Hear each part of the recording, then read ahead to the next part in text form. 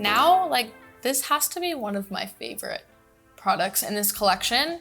I was so specific about wanting to bring this into my collab because I just feel like it's very me and something that Morphe hasn't really done yet. So this is my Dew Balm, and this is in the shade I Do.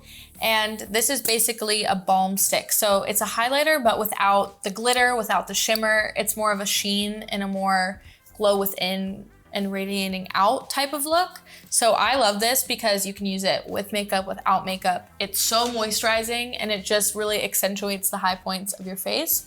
So I just go right in and I just do about one on each side of my cheeks and then on all the places, all the high points of your face. And you can even put this over your eyes. You could put it anywhere, really.